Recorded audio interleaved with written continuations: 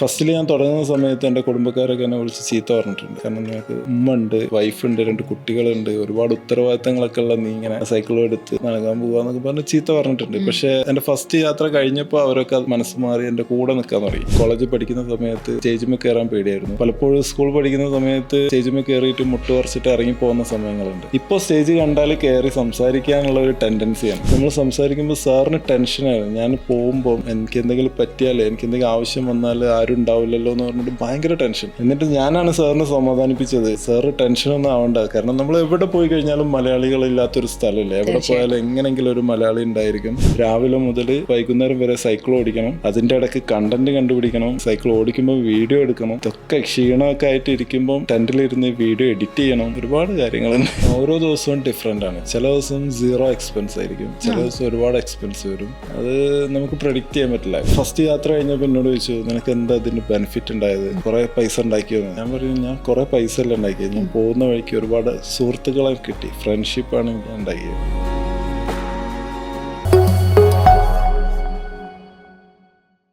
Hi guys, it's me Shahana. Welcome to show. നമ്മുടെ എല്ലാവരുടെയും ആഗ്രഹമാണ് ട്രാവൽ ചെയ്യുക എന്നത്, അല്ലേ? നമ്മളെല്ലാം ട്രാവൽ ചെയ്യുകയും ചെയ്യും. എന്നാൽ സൈക്കിളിൽ നമ്മൾ ട്രാവൽ ചെയ്യുമോ? ആലോചിക്കുമ്പോഴേ ഭയങ്കര ബുദ്ധിമുട്ടാണ്. എന്നാൽ ഇന്ന് നമ്മുടെ കൂടെ വന്നിരിക്കുന്ന ഗസ്റ്റ് സൈക്കിളിൽ ട്രാവൽ ചെയ്ത്, അതായത് വേൾഡ് ടൂർ ചെയ്തൊരു വ്യക്തിയാണ്. 29 കൺട്രീസിൽ 26,000 കിലോമീറ്റേഴ്സ് ട്രാവൽ ചെയ്തൊരു വ്യക്തി. മറ്റാരുമല്ല, ഫായിസ് അഷ്റഫ് അലിയാണ് ഇന്ന് നമ്മുടെ കൂടെ ഉള്ളത്. Faiz, welcome to show. Hi. എന്താ പറയണ്ടേ, എങ്ങനെ തുടങ്ങണമെന്ന് എനിക്കറിയത്തില്ല. 29 കൺട്രീസ് സൈക്കിളിൽ റൈഡ് ചെയ്യാന്ന് പറഞ്ഞാൽ നിസ്സാര കാര്യമല്ല. എങ്ങനെ ഇത് സംഭവിക്കുന്നത്? ശരിക്കും പറഞ്ഞാൽ നമ്മുടെ ഓരോ വിജയത്തിൻ്റെ പുറകിലും ഒരു പെണ്ണുണ്ടാവുമെന്ന് പറയുന്നുണ്ട്. എൻ്റെ വൈഫാണ് ഇതിൻ്റെ ബാക്ക് ബോൺ. എല്ലാ ക്രെഡിറ്റും പുള്ളിക്കാരത്തേക്കാണ്. പുള്ളിക്കാരത്തിയുടെ സപ്പോർട്ട് കൊണ്ടാണ് എനിക്ക് ഇത്രയും രാജ്യം കംപ്ലീറ്റ് ചെയ്യാൻ പറ്റിയത്. 29 കൺട്രീസ് ആണല്ലേ? 29. ഓൾമോസ്റ്റ് എത്ര കിലോമീറ്റേഴ്സ് സൈക്കിളിൽ? 28,000. അത്രയും സൈക്കിളിൽ ട്രാവൽ ചെയ്യുക എന്ന് പറഞ്ഞാൽ നിസ്സാര കാര്യമല്ല. പക്ഷെ അത് നമ്മളത് സിമ്പിളായിട്ട് കണ്ടാൽ സിമ്പിളാണ്, നമ്മളത് വലിയ ടഫാന്ന് തോന്നിക്കഴിഞ്ഞാൽ ടഫാണല്ലേ? കോഴിക്കോടാണ് സ്ഥലം.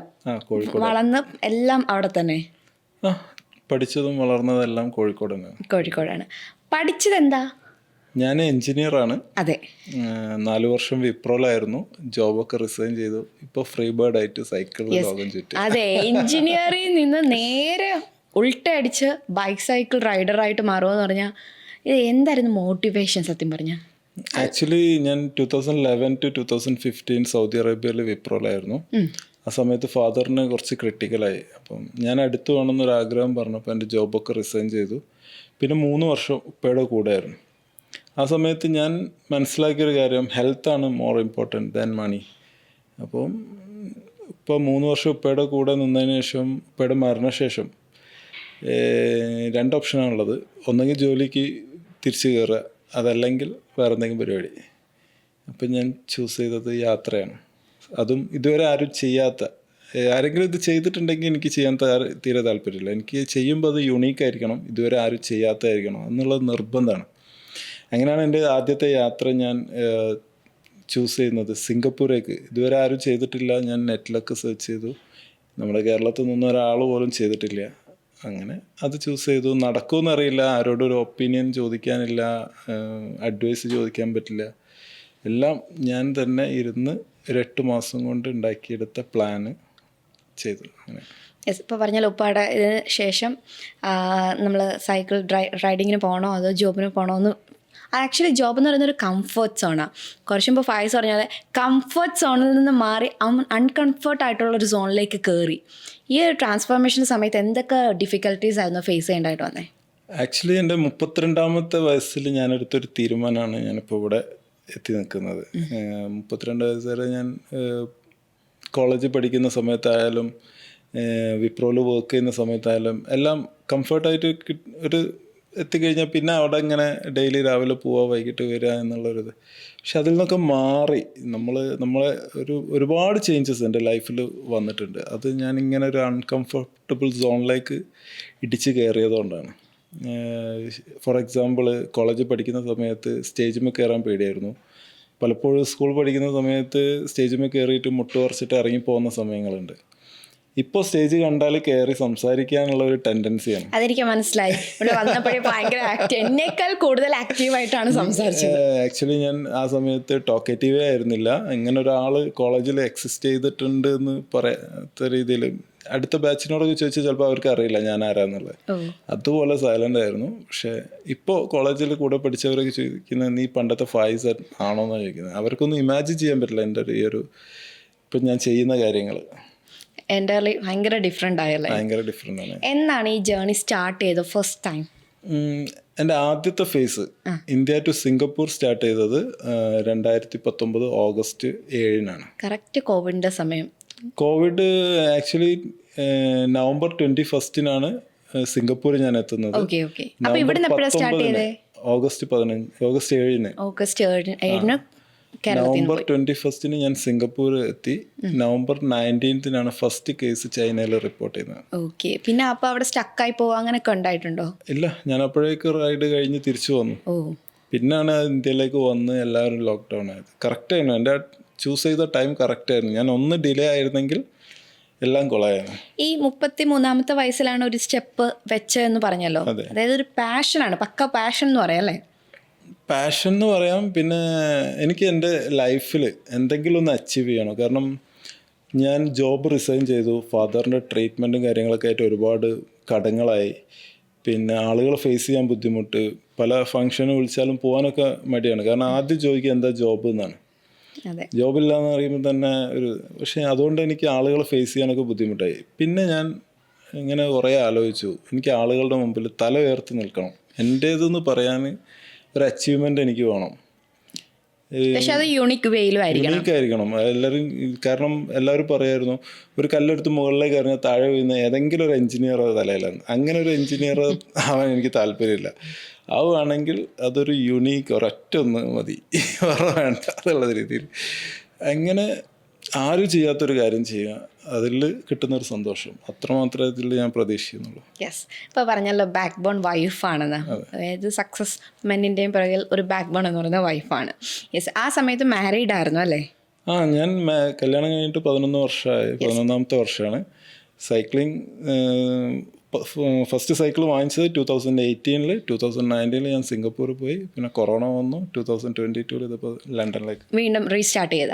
അപ്പോൾ ഈ വൈഫ് സപ്പോർട്ട് ചെയ്ത സമയത്ത് ഇതേപോലെ സാമ്പത്തിക ബുദ്ധിമുട്ടുണ്ടെന്ന് പറഞ്ഞു, ഫിനാൻഷ്യൽ പ്രശ്നങ്ങളുണ്ട്.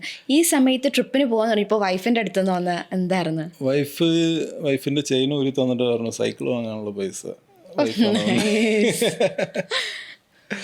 എൻ്റെ ആദ്യത്തെ സൈക്കിള് സ്കോട്ടിൻ്റെ സൈക്കിളായിരുന്നു. അതിന് ഏകദേശം 1 lakh വരും.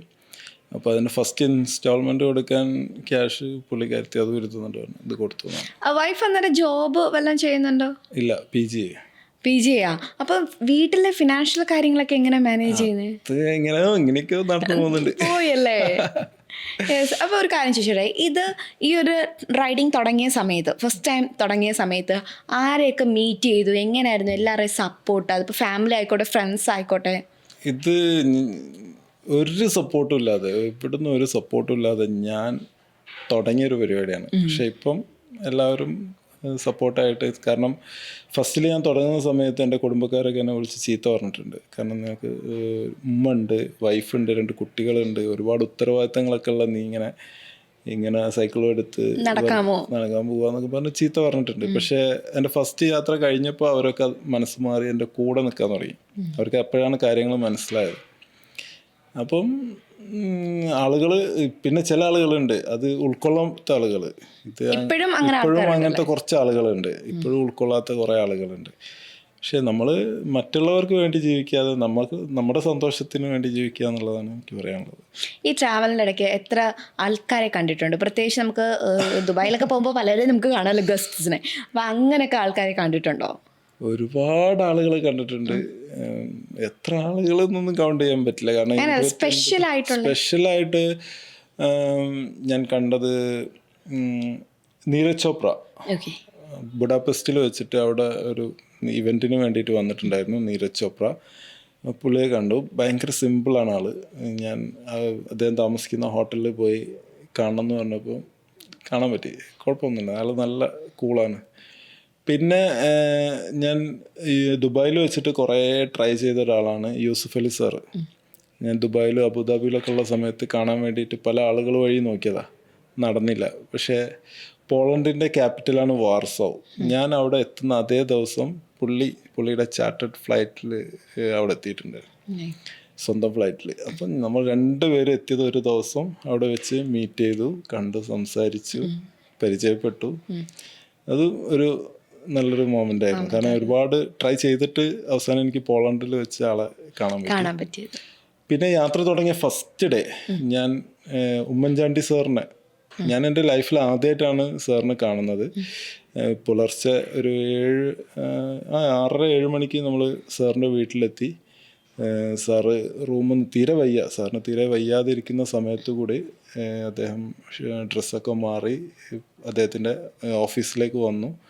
നമ്മൾ സംസാരിക്കുമ്പോൾ സാറിന് ടെൻഷനായിരുന്നു. ഞാൻ പോകുമ്പം എനിക്ക് എന്തെങ്കിലും പറ്റിയാലേ, എനിക്ക് എന്തെങ്കിലും ആവശ്യം വന്നാൽ ആരും ഉണ്ടാവില്ലല്ലോ എന്ന് പറഞ്ഞിട്ട് ഭയങ്കര ടെൻഷൻ. എന്നിട്ട് ഞാനാണ് സാറിനെ സമാധാനിപ്പിച്ചത്, സാറ് ടെൻഷനൊന്നും ആവണ്ട, കാരണം നമ്മൾ എവിടെ പോയി കഴിഞ്ഞാലും മലയാളികളില്ലാത്തൊരു സ്ഥലമില്ല, എവിടെ പോയാലും എങ്ങനെയെങ്കിലും ഒരു മലയാളി ഉണ്ടായിരിക്കും. സാറ് ടെൻഷൻ ആവണ്ട, ഒരു കുഴപ്പം ഉണ്ടാവില്ല, ഞാൻ സാറിനെ സമാധാനിപ്പിച്ചതാണ്. പിന്നെ സാറിന് അത്രയും വയ്യാത്തൊരു സമയത്ത് കൂടി സാറ് മുറ്റത്തേക്ക് ഇറങ്ങി വന്നിട്ട് എൻ്റെ സൈക്കിളിൻ്റെ അടുത്ത് വന്ന് നിന്നിട്ട് എന്നെ അനുഗ്രഹിച്ചിട്ടാണ് എന്നെ യാത്ര ആക്കിയത്. അങ്ങനെ ഒരു നേതാവിനെ, അങ്ങനെ ഒരു പേഴ്സണാലിറ്റി അതും എന്നെ ആദ്യമായിട്ട് കാണുകയാണ്. എൻ്റെ ഫാദർ എത്ര ടെൻഷൻ അടിക്കുക അതേപോലെ ടെൻഷൻ അടിക്കുന്ന രീതിയിൽ അത് വല്ലാത്തൊരു ഫീലായിരുന്നു. അന്നാണ് ഞാൻ അദ്ദേഹത്തെ തിരിച്ചറിഞ്ഞത്. അദ്ദേഹം മരിച്ചു എന്നുള്ളത് ഞാൻ അറിയുന്നത് ഞാൻ തുർക്കിയിലൂടെ ട്രാവൽ ചെയ്യുന്ന സമയത്താണ് അദ്ദേഹത്തിൻ്റെ മരണ വാർത്ത ഞാൻ അറിയുന്നത്. അത് വല്ലാത്തൊരു സങ്കടമായിരുന്നു എനിക്ക് ആ സമയത്ത്. ഒരു നോക്കാൻ കാണാനും പറ്റിയില്ല. അതെ അല്ലേ? ഓക്കെ, നമ്മൾ പറഞ്ഞല്ലോ ട്രാവലിംഗ് ഈ 29 കിലോമീറ്റേഴ്സ് അല്ലെ 29,000 കിലോമീറ്റേഴ്സ് അല്ല 29 രാജ്യങ്ങൾ 30 എത്ര കിലോമീറ്റേഴ്സ് ആയിരുന്നു? 28,000 കിലോമീറ്റേഴ്സ് ട്രാവൽ ചെയ്യുമ്പോൾ ഈ ജേഴ്സിയിൽ കാണുന്നത് പോലെ കൂടെ ഉണ്ടായിരുന്നത് സൈക്കിളാണ് അല്ലേ? ഈ സൈക്കിളിൽ എന്തൊക്കെ സാധനങ്ങളാണ് കീപ്പ് ചെയ്യുന്നത്? ഇത്രയും ദൂരം ഒരു ട്രാവൽ പോയി കഴിഞ്ഞാൽ ഉടനെ തിരിച്ചു വരത്തില്ല. നമ്മളൊക്കെ ആണെങ്കിൽ അങ്ങോട്ട് പോയി കഴിഞ്ഞാൽ എന്തെങ്കിലും മറന്നു കഴിഞ്ഞാൽ ഉടനെ തിരിച്ചു വന്ന് എടുക്കും. ഇതങ്ങനെ അല്ലല്ലോ, അങ്ങ് പോവല്ലേ. അപ്പോൾ എന്തൊക്കെയായിരുന്നു ആ സൈക്കിൾ കീപ്പ് ചെയ്തിരുന്നത്? സൈക്കിളിൽ ടെൻറ്റ് ഉണ്ടാവും, പിന്നെ സ്ലീപ്പിംഗ് ബാഗ്, സ്ലീപ്പിംഗ് മാറ്റ്, പിന്നെ ജേഴ്സിയും ട്രാക്ക് സൂട്ടും ഒരു 4-5 പേരുണ്ടാവും. പിന്നെ power bank 20,000 mAh 4 power bank ഉണ്ട്. കാരണം ഒരു 4-5 ദിവസത്തേക്കുള്ള പവർ ബാക്കപ്പ് അതുകൊണ്ടാണ്. പിന്നെ ഡ്രൈ ഫ്രൂട്ട്സ്, അത്യാവശ്യം ബ്രെഡ്, ജാം, ന്യൂട്ടല്ല, അതൊക്കെ കുറച്ച് ഒരുപാടില്ല. തീരുമ്പം സൂപ്പർ മാർക്കറ്റിൽ നിന്ന് വാങ്ങിയിട്ട് വീണ്ടും സ്റ്റോർ ചെയ്യും. കാരണം നമുക്ക് ക്യാരി ചെയ്യാനുള്ളൊരു ലിമിറ്റേഷൻ ഉണ്ട്. അപ്പോൾ എൻ്റെ സൈക്കിളിൻ്റെ ഇപ്പോഴത്തെ വെയിറ്റ് എന്ന് പറഞ്ഞാൽ സൈക്കിള് പ്ലസ് അതിൻ്റെ ലഗേജും കൂടി ഒരു 50 കിലോ ഉണ്ടാവും. ഒരാൾ പൊക്കാൻ നോക്കിയാൽ പൊങ്ങൂല സൈക്കിള്, അത്രയും വെയിറ്റ് ഉള്ള സൈക്കിളാണ് ഈ ചവിട്ടി ഞാൻ കൊണ്ടുപോകുന്നത്. പിന്നെ സൈക്കിൾ അതിൻ്റെ സ്പെഷ്യൽ സൈക്കിളാണ്, ബിൽഡ് ചെയ്താണ്, ലോങ് ജേണിക്ക് വേണ്ടിയിട്ടുള്ള ഒരു സ്പെഷ്യൽ സൈക്കിളാണ്. അപ്പോൾ അത് ഡിസൈൻ ചെയ്ത് തന്നത് അബ്രഹാം സാറാണ്, കോഴിക്കോടുള്ള. അദ്ദേഹം കറക്റ്റ് അതിനെ പറ്റിയൊരു സൈക്കിൾ ഡിസൈൻ ചെയ്തു തന്നു. അത് ഫസ്റ്റ് സ്റ്റാർട്ടിങ്ങിലെ ഒരു നമുക്ക് മൂവിങ്, പിന്നെ ആ വെയിറ്റ് ഒന്നും ഫീൽ ചെയ്യില്ല, ഒരു നോർമൽ സൈക്കിൾ ഓടിക്കുന്ന പോലെ. പിന്നെ ഇപ്പം യൂസ്ഡ് ആയല്ലോ, അതുകൊണ്ട് പിന്നെ ഒരു പ്രശ്നമില്ല. ഈ പറഞ്ഞ പോലെ സൈക്കിളിൽ ഓരോരുത്തും പോയി ട്രാവൽ ചെയ്ത് കൂടെ ആരുമില്ല, ഒറ്റയ്ക്കാണ് പോകുന്നത്. ഈ ഒറ്റയ്ക്ക് പോകുന്ന സമയത്ത് രാത്രിയിൽ എപ്പോഴെങ്കിലും എന്തെങ്കിലും നമുക്ക് അഡ്ജസ്റ്റ് ചെയ്യാൻ പറ്റാത്ത വിധത്തിലുള്ള എന്തെങ്കിലും ഇൻസിഡൻസ് അങ്ങനെ എന്തെങ്കിലും ഉണ്ടായിട്ടുണ്ടോ? ചില രാത്രികളിൽ ടെൻ്റ് അടിച്ച് കിടന്നുറങ്ങുമ്പോൾ നായ്ക്കൾ വരും, ടെൻറ്റിൻ്റെ അടുത്ത് വന്നിട്ട് അവരിങ്ങനെ ഒരു സൗണ്ട് ഉണ്ടാക്കും. അപ്പോൾ പലപ്പോഴും എനിക്ക് ബുദ്ധിമുട്ടുണ്ടാക്കുമായിരുന്നു. എനിക്ക് ഒന്നാമത്തെ നായനെ എനിക്ക് ഒരു പേടിയാണ്. പിന്നെ അതിങ്ങനെ ടെൻറ്റിൻ്റെ അടുത്ത് വന്നിട്ട് എന്താക്കും, അറ്റാക്ക് ചെയ്യുമോ എന്നുള്ളൊരു പേടി ഉണ്ടായിരുന്നു. ഇപ്പോൾ ജോർജിയയിൽ വെച്ചിട്ട് എൻ്റെ ഒരു ഫ്രണ്ടിൻ്റെ ഫ്രണ്ട് എനിക്കൊരു സാധനം തന്നു, ഒരു ഡിവൈസ്. അതൊരു ടോർച്ച് പോലത്തെ ഒരു സാധനമാണ്. അത് പ്രസ് ചെയ്തിട്ടുണ്ട്, ബട്ടൺ പ്രസ് ചെയ്തിട്ടുണ്ടെങ്കിൽ ഒരു സ്പെഷ്യൽ സൗണ്ട് ഉണ്ടാക്കും. നമുക്ക് കേൾക്കാൻ പറ്റില്ല, പക്ഷെ നായ്ക്കൾക്ക് കേൾക്കാൻ പറ്റും. അവർക്ക് അത് ഭയങ്കര ഡിസ്റ്റർബൻസാണ്. അപ്പോൾ അവർ ഓടിപ്പോവും. നമ്മുടെ റിംഗ് മാസ്റ്റർ സിനിമയ്ക്കകത്ത് കാണുന്ന പോലെ മറ്റേ എന്താ UV റേസസിന്റെ വെച്ച് അങ്ങനെ കണ്ട ഒരു വേവ് ലെങ്ത് പോകുന്ന ഒരു സൗണ്ട്. അപ്പം നമുക്കത് കേൾക്കാൻ പറ്റില്ല. അവർക്കത് കഴിയും. പല സമയത്തും ഞാൻ സൈക്കിൾ ഓടിച്ച് പോകുമ്പോൾ എത്ര ദൂരത്തു നിന്നാണെങ്കിലും അവർ ഓടി വന്ന് കുറച്ച് നമ്മൾ നിർത്തിയില്ലെങ്കിൽ കടി കിട്ടും എന്നുള്ള ഒരു ഉറപ്പാണ്, ഷുവറാണ്. അപ്പോൾ അവരെ കണ്ടാൽ പെട്ടെന്ന് സ്റ്റോപ്പ് ചെയ്യാൻ ഞാൻ ഈ സാധനം എടുത്ത് ജസ്റ്റ് ഒന്ന് പ്രസ് ചെയ്ത് കഴിഞ്ഞാൽ അവർ മെല്ലെ മെല്ലെ അങ്ങ് പോയിക്കോളും. അപ്പോൾ അതെനിക്ക് ഒരുപാട് ഉപകാരപ്പെട്ട ഒരു ഡിവൈസാണത്. ഇവിടെ അവൈലബിൾ ആണ്, പക്ഷെ അത് എക്സ്പെൻസീവ് ആയിരിക്കും. അല്ല, എക്സ്പെൻസീവ് അല്ല. പലപ്പോഴും പല ആളുകളും പറയുന്നത് എഫക്റ്റീവ് അല്ല എന്ന്, ചിലപ്പോൾ ലോക്കൽ സാധനമായിട്ടായിരിക്കും. പക്ഷെ എൻ്റെ കയ്യിലുള്ളത് എനിക്ക് നല്ല എഫക്റ്റീവ് ആണ്. അതല്ല, എന്തെങ്കിലും നഷ്ടപ്പെടുമോ അങ്ങനെ വല്ലതും ഉണ്ടായിട്ടുണ്ടോ? എൻ്റെ ആദ്യത്തെ സിംഗപ്പൂർ യാത്രൻ്റെ സമയത്ത് ഒറീസയിൽ വെച്ചിട്ട് എൻ്റെ കയ്യിൽ നിന്ന് എൻ്റെ ഫോണ് തട്ടിപ്പറിച്ച് പോയിട്ടുണ്ടായിരുന്നു. 2 ആൾ ബൈക്കിൽ വന്ന് കയ്യിൽ നിന്ന് ഫോണ് തട്ടിപ്പറിച്ച് പോയി കളഞ്ഞു. പിന്നെ അത് പോയി പുതിയ ഫോണ് കൽക്കട്ടയിൽ വെച്ച് പിന്നെ വാങ്ങിച്ചു. അപ്പം അത്രയും എത്ര ടൈം എടുത്ത് അത്രയും നേരം കൽക്കട്ടയിൽ നിന്ന് വാങ്ങിക്കാൻ? 4 ദിവസം കഴിഞ്ഞ് 4 ദിവസം വീട്ടിൽ കോണ്ടാക്ട് ചെയ്തിരുന്നപ്പോൾ എന്തായിരുന്നു? അല്ല, കയ്യിൽ എപ്പോഴും ഒരു ബാക്കപ്പ് ഫോൺ ഉണ്ടാവും. ഒരു നോക്കിയൻ്റെ ചെറിയ കുറേ ബാറ്ററി ലൈഫുള്ള ഫോൺ ഉണ്ടാവും. അപ്പോൾ തൽക്കാലം അത് വെച്ചിട്ട് യൂസ് ചെയ്തു. പിന്നെ കുറച്ച് ഡാറ്റാസ് മിസ്സായി. പിന്നെ ആ 4 ദിവസത്തെ വീഡിയോസും ഫോട്ടോസും ഒന്നും ഇല്ല. അങ്ങനെ കുറച്ച്. സ്വന്തമായിട്ട് യൂട്യൂബ് ചാനൽ ഉണ്ടല്ലേ?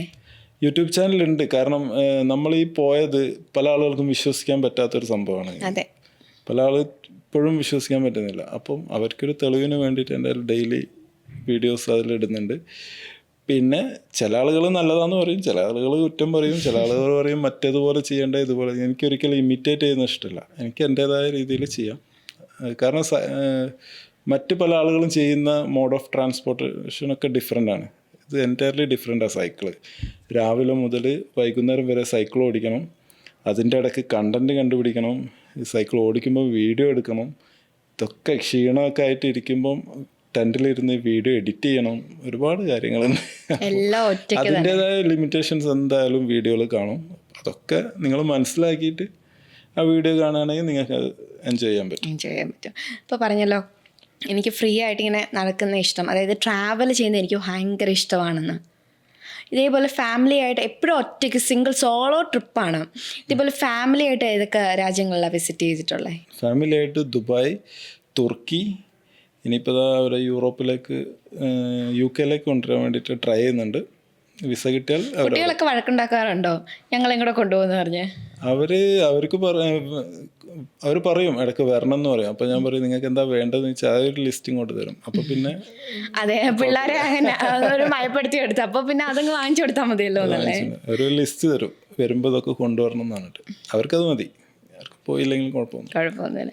ഇപ്പോൾ പറഞ്ഞല്ലോ, നമ്മൾ എഞ്ചിനീയറിംഗ് ജോബൊക്കെ കഴിഞ്ഞ് ഇൻഡിപെൻഡൻ്റ് ആയിട്ടാണ് വന്നത്. അപ്പം ഫായിസിൻ്റെ ഒരു വ്യൂ ഓഫ് പോയിന്റിൽ നമ്മൾ ഈ ഇൻഡിപെൻഡൻസ്, അതായത് ഫിനാൻഷ്യൽ ഇൻഡിപെൻഡൻസി എന്ന് പറയുന്നത് എന്താ? ഇപ്പം സ്വന്തം ഇഷ്ടപ്രകാരം സ്വന്തമായിട്ട്, അന്ന് പലവർ ക്രിട്ടിസൈസ് ചെയ്തെങ്കിലും എൻ്റെ പാഷൻ, എൻ്റെ ആഗ്രഹം ഒരു യുണീക്ക് വേയിൽ എനിക്ക് പോകണം, ഒറ്റ ഫായിസ് മതി എന്നുള്ള രീതിയിൽ ഒരു യുണീക്ക് വേയിൽ പോകണമെന്നായിരുന്നു. അപ്പം ആ സമയത്തൊക്കെ ഉണ്ടായ ഫിനാൻഷ്യൽ ക്രൈസിസും അതുപോലെ തന്നെ എങ്ങനെയായിരിക്കും ഒരു ഫിനാൻഷ്യൽ മാനേജ്മെൻറ്റ് അല്ലെങ്കിൽ സ്റ്റെബിലിറ്റിയിലോട്ട് എത്തുക? ഞാൻ എൻ്റെ ഈ ഒരു യാത്ര നിന്ന് മനസ്സിലാക്കിയൊരു കാര്യം, നമ്മളിപ്പം ഒരു കാര്യത്തിന് വേണ്ടിയിട്ട് ആത്മാർത്ഥമായിട്ട് വർക്ക് ചെയ്യുകയാണെങ്കിൽ, പണിയെടുക്കുകയാണെങ്കിൽ ഈ ലോകം മൊത്തം നമ്മുടെ കൂടെ നിൽക്കും. ഈ ഒരു യാത്രയ്ക്ക് എനിക്ക് ഏകദേശം 20 to 25 lakhs എക്സ്പെൻസ് വരും.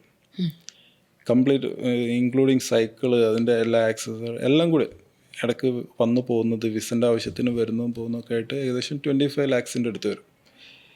ഇതെല്ലാം ഞാൻ യാത്രയിൽ തന്നെ കണ്ടെത്തുന്നതാണ്. ഞാൻ വേറെ സ്വന്തമായിട്ട് എടുത്തിട്ടല്ല, യാത്രയിൽ ഞാൻ കാണുന്ന സ്പോൺസേഴ്സ് അങ്ങനെ ആരെങ്കിലും ഉണ്ടോ? മെയിൻ സ്പോൺസർ എനിക്ക് കിട്ടിയിട്ടില്ല. 2 സപ്പോർട്ടിങ് സ്പോൺസേഴ്സ് ആണുള്ളത്. ഒന്ന് പാരാജോൺ, ഒന്ന് എമിറേറ്റ്സ് ഫസ്റ്റ്. പാരാജോൺ ആണ് എനിക്ക് സൈക്കിൾ തന്നത്. സൈക്കിളിന് തന്നെ ഏകദേശം 2.5 lakhs വരും. പിന്നെ എമിറേറ്റ്സ് ഫസ്റ്റ് എന്ന ദുബായിലെ ഒരു കമ്പനി, അവരാണ് സ്പോൺസർ ചെയ്യുന്നത്. അപ്പോൾ പറഞ്ഞതുപോലെ നമ്മൾ സൈക്കിളിൽ ഇങ്ങനെ പോകുമ്പോൾ കുറച്ച് ഡ്രൈ ഫ്രൂട്ട്സ് അങ്ങനെയൊക്കെ വെക്കത്തുള്ളൂ അല്ലേ? കുറച്ച് അത് കിട്ടുന്ന സ്ഥലത്ത് നിന്ന് കുറച്ച് വാങ്ങിച്ചിട്ട് കയ്യിൽ വെക്കും. എപ്പോഴും യൂസ് ചെയ്യില്ല, ഭക്ഷണം കിട്ടാത്ത സമയത്ത് അത് യൂസ് ചെയ്യും. അപ്പോൾ ഓവറോൾ ഒരു 1 day എക്സ്പെൻസ് എന്ന് ചോദിച്ചാൽ എത്ര പറയും? ഓരോ ദിവസവും ഡിഫറെൻ്റ് ആണ്. ചില ദിവസം 0 എക്സ്പെൻസ് ആയിരിക്കും, ചില ദിവസം ഒരുപാട് എക്സ്പെൻസ് വരും. അത് നമുക്ക് പ്രെഡിക്റ്റ് ചെയ്യാൻ പറ്റില്ല. കാരണം ചിലപ്പം ബ്രെഡ് വാങ്ങിച്ച ദിവസം അത് 3-4 ദിവസത്തേക്ക് ഉണ്ടാവും. ഓൾറെഡി വാങ്ങി വെച്ച സാധനങ്ങൾ കയ്യിലുണ്ടെങ്കിൽ അതങ്ങനെ യൂസ് ചെയ്യും. ചിലപ്പം ഒന്നും കിട്ടാത്ത സമയത്ത് മരത്തിൻ്റെ മുകളിൽ ഫ്രൂട്ട്സ് പറിച്ച് തന്നിട്ടൊക്കെ പോകുമല്ലേ? അപ്പം ഈ പോകുന്ന വഴിക്ക് ഒരു ദിവസം എത്ര കിലോമീറ്ററോളം cover ഞാൻ ഏറ്റവും കൂടുതൽ ചെയ്തത് തുർക്കിയിലാണ്. ഒരു ദിവസം 175 കിലോമീറ്റർ. ഒരു ദിവസം 175 കിലോമീറ്റർ 24 hours എടുത്താണോ അതോ അതിൻ്റെ ഇടയ്ക്ക് ബ്രേക്ക് എടുത്തിട്ടാണോ? അല്ല, 24 hours അല്ല, ഞാൻ നൈറ്റ് റൈഡ് ചെയ്യാറില്ല. Okay. പകല് രാവിലെ 7 മണിക്ക് സ്റ്റാർട്ട് ചെയ്യും, വൈകിട്ട് ഒരു 7 മണി 6 മണി 7 മണി വരെ, ഡിപ്പെൻസ് ഇരുടാവുന്നതിനനുസരിച്ച്. ഞാൻ തുർക്കിയിലൊക്കെ ഉള്ള സമയത്ത് 9-9:30 ആവും ഇരുടാവാൻ. ഡേ ടൈം വളരെ കൂടുതലാണ്. അപ്പം എനിക്ക് കുറേ ടൈം കിട്ടും റൈഡ് ചെയ്യാൻ. ഫോർ എക്സാമ്പിൾ ഇപ്പം യൂറോപ്പിലാവുമ്പോൾ നേരത്തെ ഇരുടാവുമായിരുന്നു. ഞാൻ മണിപ്പൂർ ആ ഭാഗത്തൂടെ ട്രാവൽ ചെയ്തിട്ടുണ്ട് സിംഗപ്പൂർ യാത്രൻ്റെ സമയത്ത്. അവിടെ 3:30-4 മണിയാകുമ്പോഴേക്ക് ഇരുടാവും. അങ്ങനെ ഓരോ റീജിയനിലും ഡിഫറെൻ്റ് ആണ്. അപ്പോൾ അതിനനുസരിച്ച് റൈഡിൻ്റെ ലെങ്ത്ത് കൂടുകയും കുറയുകയും ചെയ്യും. ഈ 29 കൺട്രീസിൽ ഏറ്റവും കൂടുതൽ ഇഷ്ടപ്പെട്ടതും ഇനി ഫാമിലി ആയിട്ട് പോകാൻ ആഗ്രഹമുള്ളതും അവിടെ സെറ്റിൽ ആവണമെന്നും ആഗ്രഹമുള്ള കൺട്രി? ഏറ്റവും ഇഷ്ടപ്പെട്ട കൺട്രി തുർക്കിയാണ്. കാരണം അവിടുത്തെ ഇൻഫ്രാസ്ട്രക്ചർ, അവിടുത്തെ ആളുകളുടെ ഹോസ്പിറ്റാലിറ്റി, ഫുഡ്, പിന്നെ നല്ല ലാൻഡ്സ്കേപ്പ്, തുർക്കിയാണ് ഇഷ്ടം. സെറ്റിലാവാൻ എനിക്ക് കുറച്ചുകൂടി ഇഷ്ടം മലേഷ്യയാണ്. അത് എന്താണെന്ന് വെച്ചാൽ എനിക്കറിയില്ല, മലേഷ്യയാണ് എനിക്കിഷ്ടം സെറ്റിലാവാൻ. ഫാമിലി ആയിട്ട് വിസിറ്റ് ചെയ്യാനുള്ളതോ? ഫാമിലി ആയിട്ട് ഓൾറെഡി തുർക്കി വിസിറ്റ് ചെയ്തു. ഇനിയും പോകണമെന്നുണ്ട്. ഒരുപാട് കാര്യങ്ങൾ ഇനി കാണാനുണ്ട്. അവിടെ ഭൂകമ്പം നടന്ന സ്ഥലത്ത് പോയി. തുർക്കിയിൽ പോയപ്പോൾ പാരാഗ്ലൈഡിങ് ട്രൈ ചെയ്തു, പിന്നെ ഹോട്ട് എയർ ബലൂൺ ട്രൈ ചെയ്തു. അങ്ങനെ ഒരുപാട് നല്ല എക്സ്പീരിയൻസ് ഒക്കെ ഉണ്ടായിരുന്നു. ഈ ഓരോ കൺട്രീസിൽ പോകുമ്പോൾ ഓരോ രീതിയിലുള്ള കൾച്ചേഴ്സ്, ഓരോ രീതിയിലുള്ള ഫുഡ്, അവിടുത്തെ ലാംഗ്വേജ് ഒക്കെ എല്ലാം പല രീതിയിലാണ്. ഇതൊക്കെ ഹാൻഡിൽ ചെയ്യാൻ എങ്ങനെയായിരുന്നു? ഇപ്പോൾ ചിലയിടത്ത് ഫുഡൊന്നും നമുക്ക് അഡ്ജസ്റ്റ് ആവത്തില്ല പൊതുവേ, അപ്പോൾ അവിടുത്തെ ക്ലൈമറ്റ് അഡ്ജസ്റ്റ് ആവത്തില്ല. ഇതൊക്കെ ഓരോ കൺട്രീസ് ചെല്ലുമ്പോൾ ഡിഫറെൻറ്റ്. അപ്പോൾ അതൊക്കെ എങ്ങനെ ഹാൻഡിൽ ചെയ്തു? ഞാനൊരു ചെറിയൊരു ഇൻസിഡൻറ്റ് പറയാം. ഞാൻ എൻ്റെ സിംഗപ്പൂർ യാത്രൻ്റെ സമയത്ത് മ്യാൻമാറിലൂടെ ട്രാവൽ ചെയ്യുന്ന സമയത്ത് അവിടെ നമുക്ക് പറ്റിയ ഒരു ഫുഡും കാണാൻ പറ്റില്ല. അപ്പം ഞാൻ അധികം കഴിക്കുക വൈറ്റ് റൈസ്. എല്ലാവരും വൈറ്റ് റൈസ് കഴിക്കും നമ്മളെ പോലെ, പക്ഷേ കുറച്ച് സ്റ്റിക്കി ആയിരിക്കും വൈറ്റ് റൈസ്. ഞാൻ എന്നിട്ട് ലെമൺ എടുക്കും. അവിടെ ലെമൺ അല്ലെങ്കിൽ ഫോട്ടോ കാണിച്ചു കൊടുക്കും, ലെമൺ വേണമെന്ന് പറഞ്ഞാൽ അവർ ലെമൺ എടുത്ത് തരും. എന്നിട്ട് ലെമണ്, ഉപ്പ്, മുളക് എല്ലാം കൂടി മിക്സ് ആക്കിയിട്ട് ചോറിന് കൂട്ടി കഴിക്കാറാണ് ചില സമയത്ത്. അവിടെ പിക്കിൾസൊക്കെ കിട്ടും, പക്ഷെ അതൊക്കെ ഫിഷിൻ്റെ സോസ് ഉപയോഗിക്കും അവർ. ഏത് കറി എടുത്താലും അതിൽ ഫിഷിൻ്റെ സോസ്, ഒരു ഉണക്കമീൻ്റെ ടേസ്റ്റാണ്. ഞാൻ ഫിഷ് അങ്ങനെ കഴിക്കാറില്ല, എനിക്കിഷ്ടമില്ല. അപ്പോൾ എനിക്കത് ഭയങ്കര ബുദ്ധിമുട്ടായിരുന്നു. പിന്നെ മ്യാൻമാറിലുള്ള സമയത്ത് ഞാൻ അധികം ചെറിയ റെസ്റ്റോറൻറ്റാണ് ചൂസ് ചെയ്യുക. കാരണം നമുക്ക് റെസ്റ്റോറൻറ്റിൻ്റെ കിച്ചൺ വരെ ആക്സസ് കിട്ടുന്ന രീതിയിലുള്ള റെസ്റ്റോറൻറ്റാണ് ഞാൻ ചൂസ് ചെയ്യുക. ഞാൻ കിച്ചണിൽ കയറിയിട്ട് അവർക്ക് ഫോട്ടോ കാണിച്ചു കൊടുക്കും. ഓംലെറ്റ് ഉണ്ടാക്കണമെങ്കിൽ കോഴിമുട്ടൻ്റെ ഫോട്ടോ, ഉള്ളി, പച്ചമുളക് എല്ലാത്തിൻ്റെ ഫോട്ടോ കാണിച്ചു കൊടുത്തിട്ട് അത് അവരെ കൊണ്ട്, കാരണം കമ്മ്യൂണിക്കേറ്റ് ചെയ്യാൻ പറ്റില്ല, അവർക്ക് ഇംഗ്ലീഷ് അറിയില്ല, ഹിന്ദി അറിയില്ല, ഒന്നും അറിയില്ല. അപ്പോൾ ആംഗ്യ ഭാഷയിൽ കമ്മ്യൂണിക്കേറ്റ് ചെയ്തിട്ടാണ് ഞാൻ ഓംലെറ്റ് ഉണ്ടാക്കുക. അതും ചോറൊക്കെ കൂട്ടി കഴിക്കാറുണ്ട്. അങ്ങനെ നല്ല അനുഭവങ്ങളാണ്. ശരിക്കും ഭാഷൻ്റെ ആവശ്യമില്ല നമുക്ക് ട്രാവൽ ചെയ്യാൻ. കമ്മ്യൂണിക്കേഷൻ അതെങ്ങനെ മനസ്സിലായിക്കോളൂ, അത് ഏതെങ്കിലും സെറ്റ് ചെയ്ത് പോവാം, പഠിച്ച് നമുക്ക് പോവാന്നല്ലേ. പിന്നെ എക്സ്പീരിയൻസ്ഡ് ഉണ്ടല്ലോ. പിന്നെ അതാണ് അതിൻ്റെ ഒരു ബ്യൂട്ടി, അങ്ങനെ കമ്മ്യൂണിക്കേറ്റ് ചെയ്യുമ്പോൾ. നമ്മൾ ഈ ട്രാൻസ്ലേറ്ററൊക്കെ യൂസ് ചെയ്യുന്നതിനെക്കാട്ടും അതിൻ്റെ ഒരു ബ്യൂട്ടി എന്ന് പറയുന്നത് ഇങ്ങനെ ആംഗ്യ ഭാഷയിലൂടെ കമ്മ്യൂണിക്കേറ്റ് ചെയ്യുക. പിന്നെ മ്യാൻമാറിൽ ഒരു ദിവസം സെക്കൻഡ് ഡേ ഒരു റെസ്റ്റോറൻറ്റ് കയറി എന്ത് ഓർഡർ ചെയ്യണം എന്നൊരു ഐഡിയ ഇല്ല. അപ്പോൾ ഒരാൾ ഒരു സൂപ്പ് പോലത്തെ ഒരു സാധനം കഴിക്കുന്നത് ഞാൻ കുറച്ച് നോക്കി. അപ്പോൾ കുഴപ്പമില്ല, ഒരു വെജിറ്റബിൾ സംഭവമാണ്. അപ്പം ഞാൻ അവരോട് പറഞ്ഞു സെയിം അതന്നെ വേണമെന്ന് ആംഗ്യ ഭാഷ കാണിച്ചപ്പോൾ അത് കിട്ടി. കഴിച്ച് നോക്കുമ്പോൾ അടിപൊളി ടേസ്റ്റ്. അപ്പോൾ ഒന്നും കൂടി ഓർഡർ ചെയ്ത് അത് കഴിച്ച്. പിന്നെ അതുപോലൊരു സാധനം എനിക്ക് എവിടെ നിന്നും കിട്ടിയിട്ടില്ല. അതിൻ്റെ പേര് എന്നോട് മറന്നുപോയി. അവർ ചോദിച്ചിട്ടുണ്ടായിരുന്നു, പക്ഷെ എന്തോ പിന്നെ എനിക്ക് ആ മെമ്മറിയിൽ കിട്ടുന്നില്ല. പിന്നെ അങ്ങനെ നമ്മുടെ കേരളമായിട്ട് മറ്റു കൺട്രീസ് എക്സ്പെൻസിനെ കമ്പയർ ചെയ്യുമ്പോൾ എപ്പോഴെങ്കിലും ഇവിടെ കൂടുതൽ അല്ലെങ്കിൽ അവിടെ കുറവ്, ഇതിനേക്കാൾ ബെറ്റർ കേരളമായിരുന്നു, അങ്ങനെ എപ്പോഴെങ്കിലും തോന്നിയിട്ടുണ്ടോ എക്സ്പെൻസ് ആയിട്ട് കമ്പയർ ചെയ്യുമ്പോൾ? ഓഫ് കോഴ്സ്, നമ്മളിപ്പോൾ യൂറോപ്പിൽ ഒരു സാധനം വാങ്ങിക്കുമ്പോൾ കേരളത്തിൽ വളരെ ചീപ്പായിട്ട് കിട്ടുന്ന സാധനം അവിടെ ഒരുപാട് പൈസ കൊടുത്തിട്ടാണ് വാങ്ങിക്കുന്നത്. അവിടെ എക്സ്പെൻസ് കൂടുതലാണ്, ലിവിങ് കോസ്റ്റ് കൂടുതലാണ്. അപ്പം പലപ്പോഴും കേരളം മിസ് ചെയ്യും. കേരളത്തിലായിരുന്നെങ്കിൽ ഇത്ര ചീപ്പായിട്ട് കിട്ടുന്ന സാധനം പലപ്പോഴും പല കൺട്രീസും ഡിഫറെൻ്റ് ആണ്. യൂറോപ്പിൽ തന്നെ പല രാജ്യങ്ങളും ഡിഫറെൻ്റ് ആണ്. അതിൽ എനിക്ക് തോന്നുന്നത് സ്ലോവാക്യ അങ്ങനത്തെ രാജ്യങ്ങളൊക്കെ കുറച്ചും കൂടി എക്സ്പെൻസ് കുറവാണ്. പക്ഷേ ജർമ്മനി അങ്ങനെയുള്ള സ്വിറ്റ്സർലാൻഡ് എന്നൊക്കെ പറയുന്ന രാജ്യങ്ങളിൽ കുറച്ചുകൂടി എക്സ്പെൻസ് കൂടുതലാണ്. അപ്പോൾ അതിൻ്റെ മൂല്യം വ്യത്യാസമുണ്ട്. ചില കൺട്രീസിൽ യൂറോസാണ്, ഒരുവിധം കൺട്രീസിലൊക്കെ യൂറോസാണ്. ചില കൺട്രീസിൽ അവരുടേതായ കറൻസി അവർ ആക്സെപ്റ്റ് ചെയ്യുള്ളൂ. ആണല്ലേ. അപ്പോൾ ഈ പോകുന്ന വഴിക്ക് സ്പോൺസേഴ്സ് ഉള്ളത് കൊണ്ട് വലിയ ഫിനാൻഷ്യലായിട്ട് ബുദ്ധിമുട്ടുകൾ ഫേസ് ചെയ്യേണ്ട വന്നിട്ടുണ്ടോ? സ്പോൺസേഴ്സ്, മെയിൻ സ്പോൺസേഴ്സ് ഇല്ല, സപ്പോർട്ടിങ് സ്പോൺസേഴ്സ് ആണ്. പക്ഷെ അത് ഈ ഒരു യാത്രേൻ്റെ ചെറിയൊരു ഭാഗം മാത്രമേ ആവുന്നുള്ളൂ. എനിക്കിത് വലിയൊരു യാത്രയ്ക്ക്, എനിക്ക് യാത്രയിൽ കാണുന്ന നല്ലവരായ കുറേ ആളുകളുണ്ട്, ഇങ്ങനെയുള്ള യാത്ര ഇഷ്ടപ്പെടുന്നവർ. അവരെന്തെങ്കിലും കോൺട്രിബ്യൂട്ട് ചെയ്യും. ചിലപ്പം ക്യാഷ് ആയിരിക്കും, ചിലപ്പോൾ ഫുഡായിരിക്കും, ചിലപ്പം സ്റ്റേ ആയിരിക്കും, ഒന്നും പറയാൻ പറ്റില്ല. അവരെ കൊണ്ട് ഇഷ്ടമുള്ള രീതിയിൽ എന്തെങ്കിലും ചെയ്യും. അപ്പം അങ്ങനെയാണ് ഈ യാത്ര ഇതുവരെ എത്തിയത്. തുടർന്ന് അങ്ങോട്ടും അതുപോലത്തെ സപ്പോർട്ട് കിട്ടിയെങ്കിലേ യാത്ര മുമ്പോട്ട് പോവുള്ളൂ. തീർച്ചയായിട്ടും. ഈ പോകുന്ന വഴിക്ക് ഇങ്ങനെ യാത്ര ചെയ്ത് ഓരോ കൺട്രീസിൽ നിന്ന് ഓരോ കൺട്രീസിലേക്ക് പോകാമെന്ന് വിചാരിച്ചു. പോയിക്കൊണ്ടിരിക്കുന്ന സമയത്ത് പെട്ടെന്ന് ഒരു ബാഗ് നിറയെ പൈസ കിട്ടുവാണെങ്കിൽ എന്ത് ചെയ്യും? പെട്ടെന്ന് കിട്ടുക, അൺഎക്സ്പെക്റ്റഡ് ആയിട്ട് കിട്ടുക, അൺഎക്സ്പെക്റ്റഡ് ആയിട്ട് എന്താ ചെയ്യുന്നത്? അത് അൺഎക്സ്പെക്റ്റഡ് ആയിട്ട് കിട്ടുകയാണെങ്കിൽ ഞാൻ ആദ്യം ആ ചോദ്യം ഒന്നും കൂടി റിപ്പീറ്റ് ചെയ്യട്ടോ, ഒന്ന് ആലോചിച്ചായിട്ട് എന്ത് ചെയ്യണം? ഇല്ല, നമ്മൾ പെട്ടെന്ന് തന്നെ പറയണേ, എന്ത് കിട്ടും?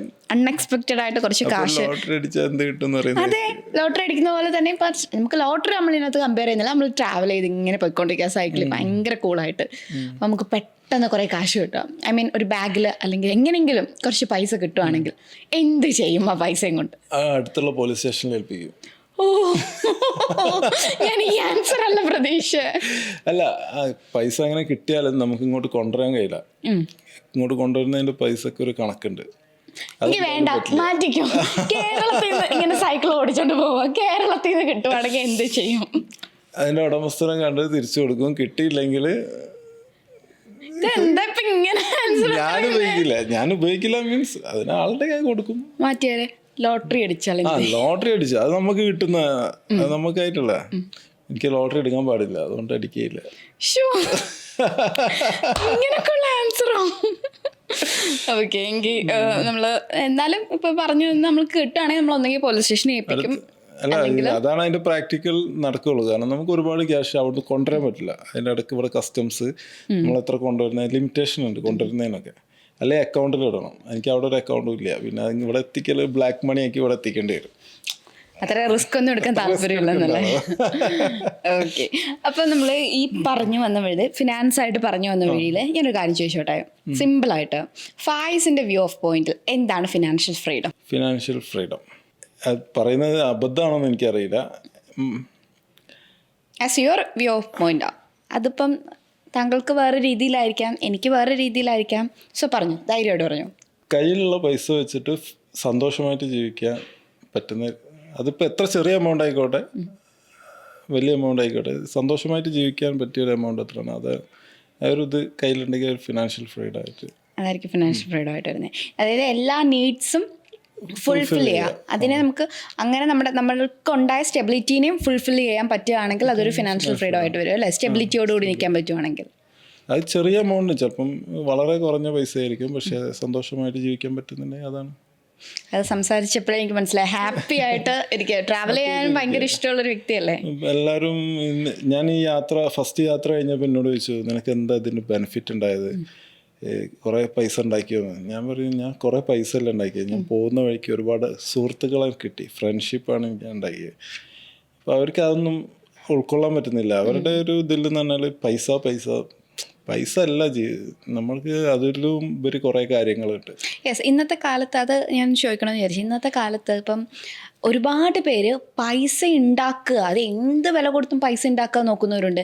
ഹെൽത്ത് നോക്കാതെ, ഹെൽത്ത് വേണ്ട, നമുക്ക് ഹെൽത്ത് ഇല്ല, നമുക്ക് കാശ് ഉണ്ടാക്കുക എന്നുള്ള ആൾക്കാരാണ് കൂടുതലും ഉള്ളത്. അവരോടൊക്കെ എന്താ ഫായിസിന്റെ വ്യൂ ഓഫ് പോയിന്റ് പറയാനുള്ളത്?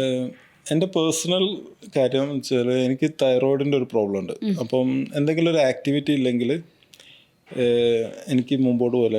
ഞാൻ തടി കൂടി പ്രശ്നമാവും. അപ്പം ഞാൻ കൂടുതൽ ഇമ്പോർട്ടൻസ് കൊടുക്കുന്നത് എൻ്റെ ആരോഗ്യത്തിനാണ്. എൻ്റെ ഫാദറിന് ട്രീറ്റ്മെൻറ്റിൻ്റെ സമയത്ത് ഞാൻ മനസ്സിലാക്കിയ കാര്യം എന്ന് പറഞ്ഞാൽ ഹെൽത്താണ് കൂടുതൽ ഇമ്പോർട്ടൻറ്റ്. നല്ലൊരു ആരോഗ്യമുള്ള ജീവിതം ഉണ്ടെങ്കിൽ അതാണ് ഏറ്റവും നിങ്ങൾ എന്താ പറയുക, നിങ്ങളുടെ സമ്പത്ത് എന്ന് പറയുന്നത് നിങ്ങളുടെ ആരോഗ്യമാണ്. അപ്പം കുറേ പൈസ ഉണ്ടായിട്ടൊന്നും കാര്യമില്ല. ചിലപ്പോൾ അത് കടലാസ് കഷ്ണങ്ങളുടെ വില ഉണ്ടാവുള്ളൂ. എൻ്റെ ഫാദറിൻ്റെ കേസിൽ ഞാൻ ഡോക്ടറോട് ചോദിച്ചു, നമുക്ക് ഹാർട്ട് മാറ്റി വെക്കാനുള്ള എന്തെങ്കിലും ഓപ്ഷൻ ഉണ്ടോ എന്ന്. അപ്പോൾ ഡോക്ടർ പറഞ്ഞത് അതിൻ്റെ സ്റ്റേജൊക്കെ കഴിഞ്ഞു. അപ്പോൾ അതാ പറയുന്നത്, അന്നേരം കുറേ പൈസ ഡോക്ടർക്ക് കൊടുത്തിട്ട് കാര്യമില്ല, അത് കഴിയില്ല. അപ്പം ജീവിതത്തിൽ അത് മനസ്സിലാവുന്ന ഒരു മൊമെൻ്റ് എല്ലാവരുടെ ജീവിതത്തിലും വരും. അതുവരെ ഇങ്ങനെ പൈസൻ്റെ പുറകെ ആളുകൾ ഓടും. നമ്മുടെ സന്തോഷമാണ് വലുത് എന്നുള്ള ചിന്ത അല്ലേ? ആരോഗ്യവും സന്തോഷവുമാണ് ഏറ്റവും ഇമ്പോർട്ടൻറ്റ്.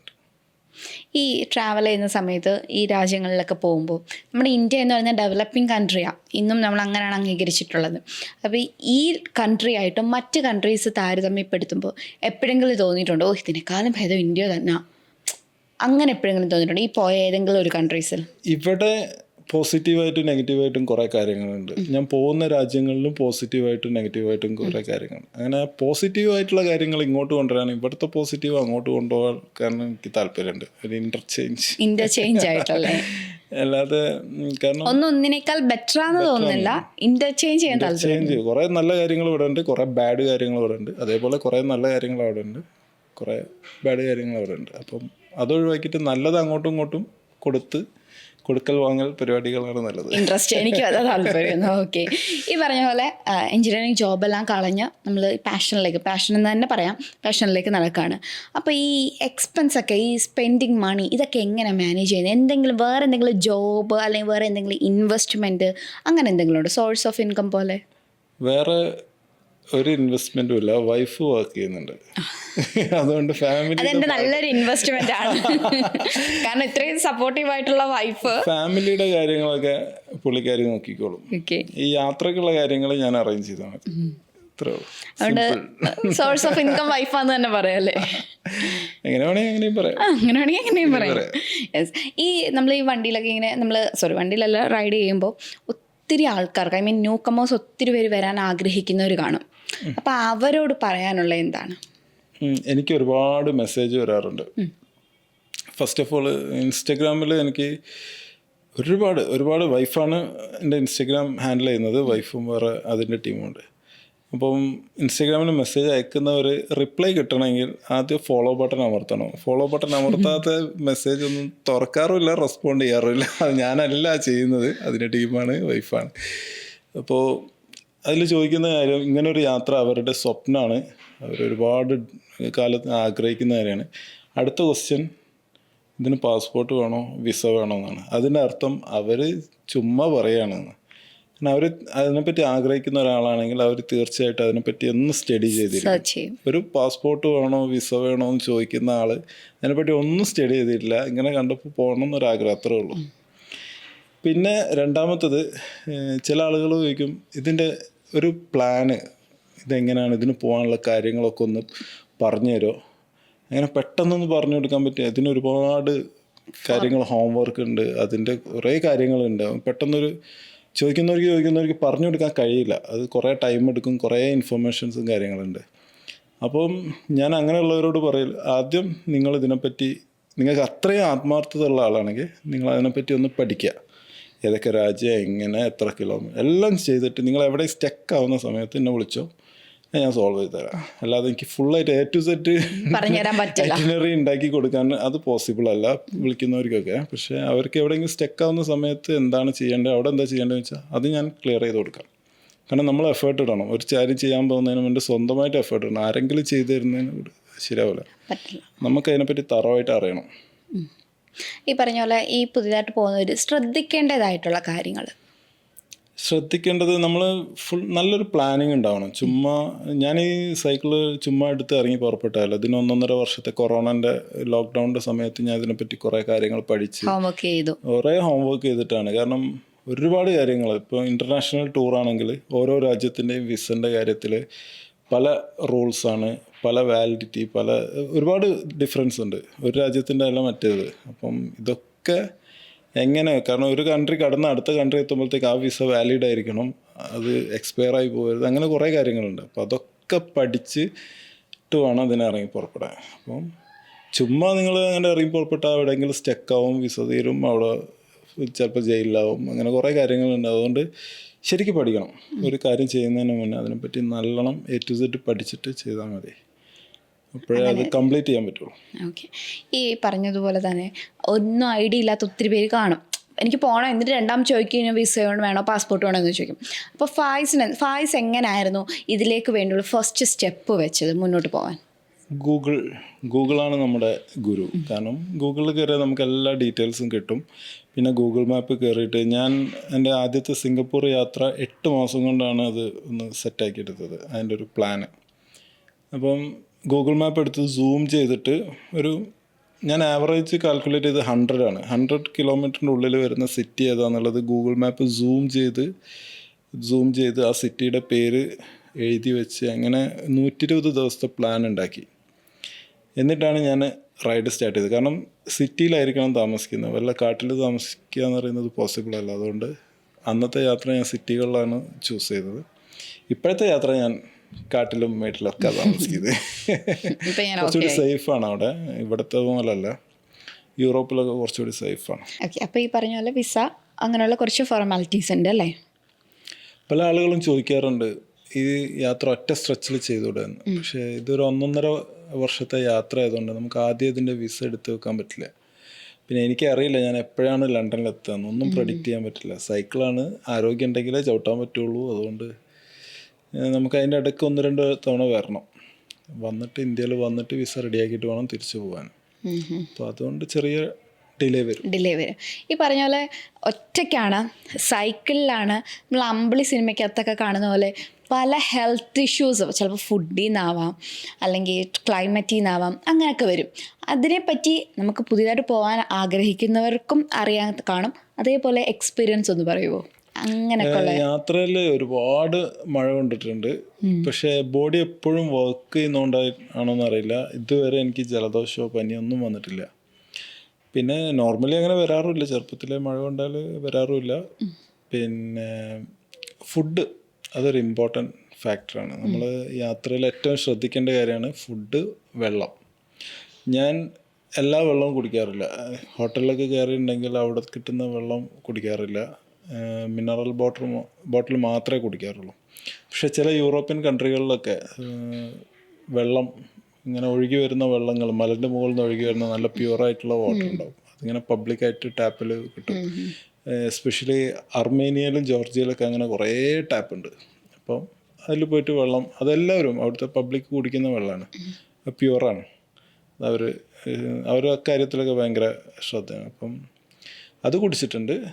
അല്ലാത്ത സ്ഥലങ്ങളിലൊക്കെ, ഇന്ത്യയിലൊക്കെ ആണെങ്കിൽ ഞാൻ ബോട്ടിൽ വാട്ടർ മാത്രമേ കുടിക്കുകയുള്ളൂ, അല്ലെങ്കിൽ എപ്പോൾ പണി കിട്ടിയെന്ന് വെച്ചാൽ മതി. അപ്പം വെള്ളം നമ്മളെപ്പോഴും ട്രാവൽ ചെയ്യുന്നവർ ശ്രദ്ധിക്കേണ്ട കാര്യമല്ലേ? അതേപോലെ ഹെൽത്ത് ഇഷ്യൂസ് വരുമ്പോൾ, ഹെൽത്ത് ഇഷ്യൂസ് ഇതുവരെ വന്നിട്ടില്ല. പിന്നെ യാത്ര തുടങ്ങുന്നതിന് മുന്നേ ഒരു ഇൻഷുറൻസ് ഒക്കെ എടുത്തു വെക്കണം. വിസൻ്റെ ആവശ്യത്തിന് ഇൻഷുറൻസ് മസ്റ്റാണ്. അപ്പോൾ കുറച്ച് കവറേജുള്ള ഇൻഷുറൻസ് എടുത്തു വെക്കുക. എന്തെങ്കിലും ബുദ്ധിമുട്ടോ കാര്യങ്ങളോ ഹോസ്പിറ്റൽ കേസൊക്കെ വന്നാൽ കവർ ചെയ്യുന്ന രീതിയിലുള്ള ഒരു ഇൻഷുറൻസ് എടുത്തു വെക്കുക, അല്ലെങ്കിൽ ഒരുപാട് എക്സ്പെൻസ് ആവും. ഓക്കെ. ഈ പറഞ്ഞ പോലെ ഈ ഇത്രയും രാജ്യങ്ങളിൽ വിസിറ്റ് ചെയ്തപ്പോൾ ഏതെങ്കിലും ഒരു കൺട്രിയിൽ പെട്ടുപോയിട്ടുണ്ടോ? പെട്ടല്ല, എനിക്ക് ഇഷ്ടപ്പെടാത്തൊരു രാജ്യം അർമേനിയ. ഇഷ്ടമല്ല? സ്ഥലമൊക്കെ അടിപൊളിയൊക്കെയാണ്, പക്ഷെ ആളുകൾ അത്ര ഫ്രണ്ട്ലി അല്ല. ഒരു ഹോസ്പിറ്റാലിറ്റി വളരെ കുറവാണ്. പല സ്ഥലത്തും ടെൻ്റ് അടിക്കാൻ പെർമിഷൻ ചോദിച്ചാൽ ടെൻ്റ് അടിക്കാൻ സമ്മതിക്കില്ല. അങ്ങനെ എനിക്ക് ഈ ഇത്രയും രാജ്യങ്ങളിലൂടെ യാത്ര ചെയ്തിട്ട് എനിക്ക് തീരെ ഇഷ്ടപ്പെടാത്തൊരു രാജ്യം അർമേനിയാണ്. അർമേനിയ ആയിരുന്നല്ലേ? ഏതെങ്കിലും ഒരു മൊമെൻറ്റിൽ ഞാൻ ഈ എടുത്ത ഡിസിഷൻ തെറ്റായിരുന്നു എന്ന് തോന്നിയിട്ടുണ്ടോ? ഒരിക്കലുമില്ല. പക്ഷേ ഒരു ദിവസം ഞാൻ ഏറ്റവും പേടിച്ചൊരു ദിവസമുണ്ട്. എന്താ? ഇറാൻ അർമേനിയ ബോർഡറിൻ്റെ അവിടെ രണ്ട് ഭാഗത്തും ഭയങ്കര ഹൈറ്റിൽ മലകളാണ്, വി ഷേപ്പിൽ 2 ഭാഗത്തും മലകൾ. മലൻ്റെ മുകളിൽ പട്ടാളക്കാരുണ്ടാവുക, അവരുടെ ബങ്കർ മാത്രം കാണാം. ജനങ്ങളൊന്നും താമസിക്കാത്ത ഏരിയ. 65 കിലോമീറ്റർ ഈ മലൻ്റെ ഇടയിലൂടെ ട്രാവൽ ചെയ്യാനുണ്ടായിരുന്നു. അപ്പോൾ ഭയങ്കര കാറ്റായിരിക്കും. ഈ മലൻ്റെ വി ഷേപ്പിലുള്ള ഈ മലൻ്റെ നടുവിലൂടെ ഭയങ്കര കാറ്റ് വരും. നമ്മൾ തന്നെ പാറിപ്പോകുന്ന രീതിയിൽ. ഞാൻ പലപ്പോഴും സൈക്കിളും ഞാൻ പിടിച്ചു നിന്നിട്ടാണ് രക്ഷപ്പെട്ടിട്ടുള്ളത്. അത്രയും ഹെവി വിൻഡായിരിക്കും. പിന്നെ അന്ന് ഞാൻ കുറച്ച് പേടിച്ചു. അടുത്ത സിറ്റി എത്തണമെങ്കിൽ ഒരുപാട് കിലോമീറ്റർ ട്രാവൽ ചെയ്യണം, എത്തുമോ എന്നറിയില്ല, ആളില്ല.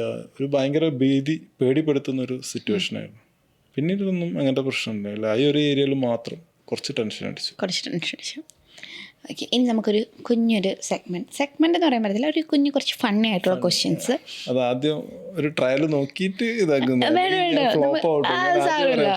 ഫ്ലോപ്പ് ആവും. നേരത്തെ പൈസ കിട്ടിയ എന്ത് ചെയ്യുന്ന വെച്ചാൽ ഇല്ല, ഇത് അങ്ങനെയുള്ള ക്വസ്റ്റ്യൻസ് ഒന്നുമല്ല. ഇത് ഭയങ്കര സിമ്പിളായിട്ടുള്ള ക്വസ്റ്റ്യൻസ് ആണ്. ഫണ്ണി ആൻസേഴ്സ് പറയാം, അല്ലെങ്കിൽ ജെന്യുവൻ ആയിട്ടുള്ള ആൻസേഴ്സും പറയാം. രണ്ട് രീതിയിലും ആസ് യുവർ വിഷ്. ഓക്കെ, എപ്പോഴെങ്കിലും ഞാൻ ഓൾറെഡി ചോദിച്ചതാണ്, എന്നാലും ഒന്നുകൂടി ചോദിക്കാം, ഈ എടുത്ത ഡിസിഷൻ മണ്ടത്തരമാണെന്ന് തോന്നിയിട്ടുണ്ടോ?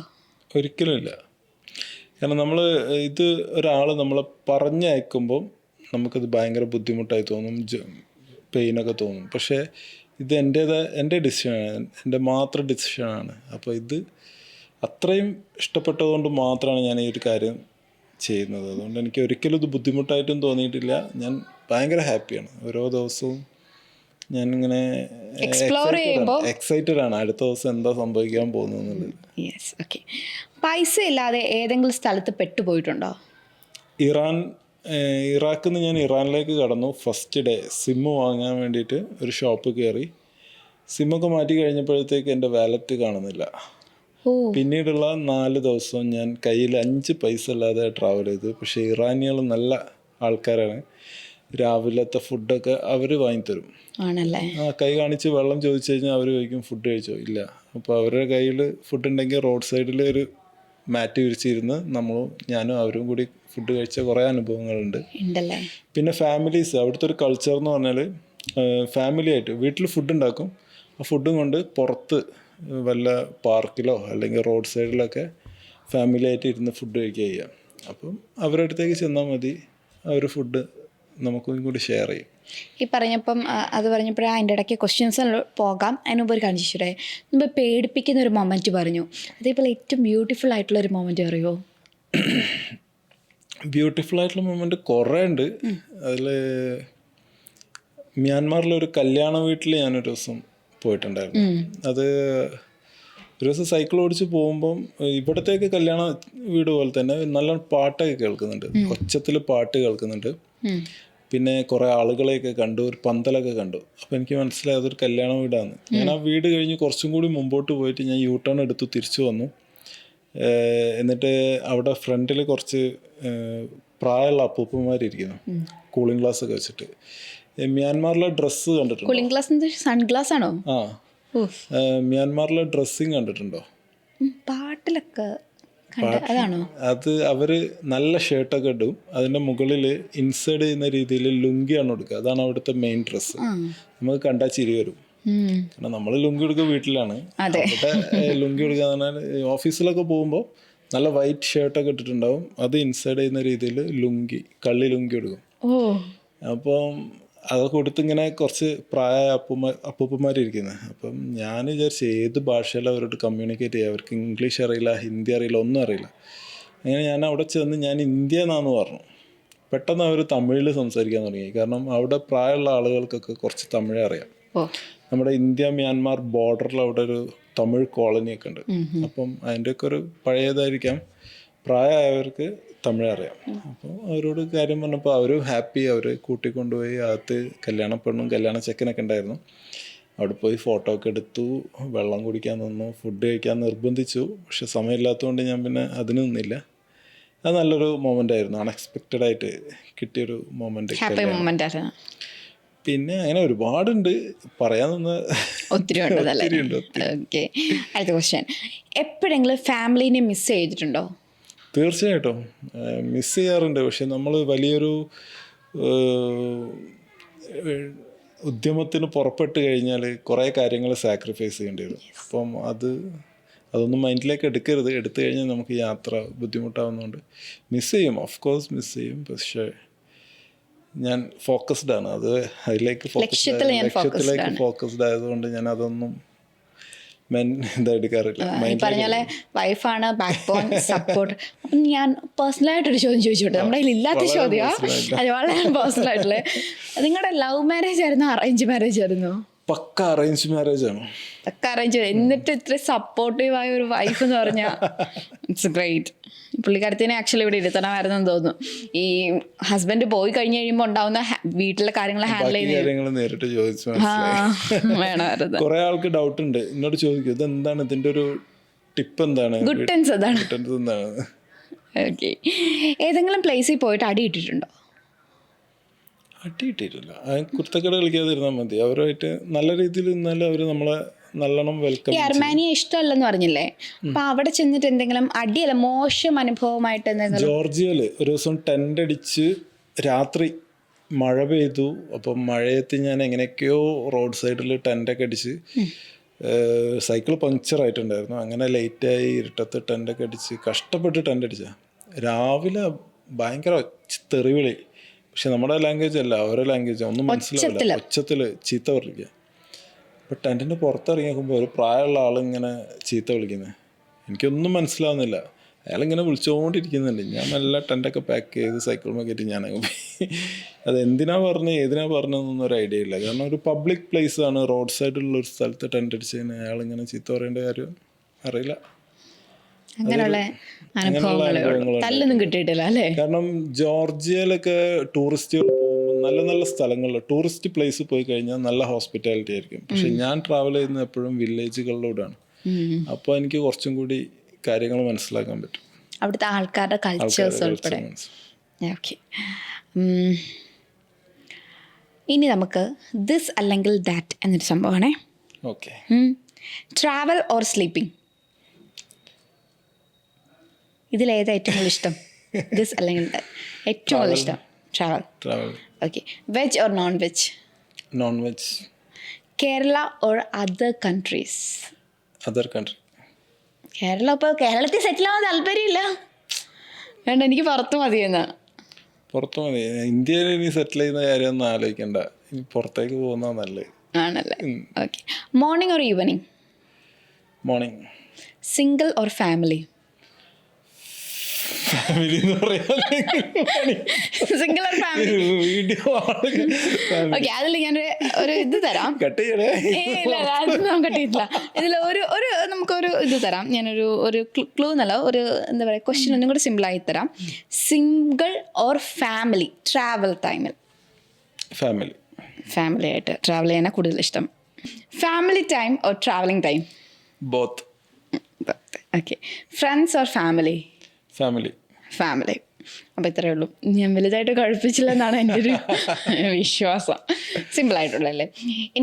ഇനി എന്താ നെക്സ്റ്റ് ഫ്യൂച്ചർ പ്ലാൻസ്? ഇപ്പം 29 രാജ്യങ്ങളായിട്ടുള്ളൂ. ലോകത്ത് ഏകദേശം 195ഓളം രാജ്യങ്ങളുണ്ട്. ഇനി നിരന്ന് കിടക്കുകയാണ്. അതെല്ലാം വിസിറ്റ് ചെയ്യുക. സൈക്കിള് വെറുതെ വിസിറ്റ് ചെയ്താൽ പോരെ, വിസിറ്റ് ചെയ്യാൻ എല്ലാവർക്കും പറ്റും. പക്ഷെ സൈക്കിളുമായിട്ട് ആ രാജ്യത്ത് പോയി ആ രാജ്യം എക്സ്പ്ലോർ ചെയ്യുക, അതാണ് ഡ്രീം. നടക്കുമെന്ന് അറിയില്ല, എന്തായാലും ഇത്രത്തോളം നടന്ന സ്ഥിതിക്ക് അത് നടക്കാം. ഓക്കെ, അപ്പോൾ ഈ പറഞ്ഞതുപോലെ തന്നെ നമ്മൾ ട്രിപ്പ് ചെയ്യണമെങ്കിൽ നല്ല ഹോംവർക്ക് ചെയ്യണം, എന്നാലേ നമ്മൾ ചാടിക്കയറി ഒന്നിനും പോകരുത് എന്നാണ് പറയുന്നത്. ഓക്കെ, നമ്മളെന്തായാലും നമ്മുടെ പ്രോഗ്രാം വൈൻഡ് അപ്പ് ചെയ്യണം. സോ എന്താണ് നമ്മുടെ വ്യൂവേഴ്സിനോട് പറയാനുള്ളത് ഫൈനലി? നിങ്ങൾ ജീവിതത്തിൽ എന്തെങ്കിലും ഒന്ന് ആയിത്തീരണമെന്ന് ആഗ്രഹിച്ചിട്ടുണ്ടെങ്കിൽ അതിന് ഹാർഡ് വർക്ക് ചെയ്യുകയാണെങ്കിൽ ഈ ലോകം മൊത്തം നിങ്ങളുടെ കൂടെ നിൽക്കും. അതിൻ്റെ നല്ലൊരു എക്സാമ്പിളാണ് എൻ്റെ യാത്ര. ഈ യാത്ര തുടങ്ങുമ്പോൾ ഞാൻ ഒറ്റയ്ക്ക് തുടങ്ങിയ യാത്രയാണ്. പക്ഷേ എൻ്റെ ഹാർഡ് വർക്കും ഈ ഡെഡിക്കേഷനൊക്കെ കണ്ടിട്ട് ഇന്നിപ്പം ഒരുപാട് ആളുകൾ എൻ്റെ കൂടെ നിന്നതുകൊണ്ടാണ് എനിക്ക് ഇത്രയും ദൂരം ഇത്രയും രാജ്യങ്ങളിലൂടെ സഞ്ചരിക്കാൻ പറ്റിയത്. അപ്പോൾ നിങ്ങളെല്ലാവരും മാക്സിമം ആത്മാർത്ഥതയോടെ ട്രൈ ചെയ്തോളൂ, നിങ്ങൾക്കും സക്സസ്ഫുള്ളായിട്ട് ചെയ്യാൻ പറ്റും.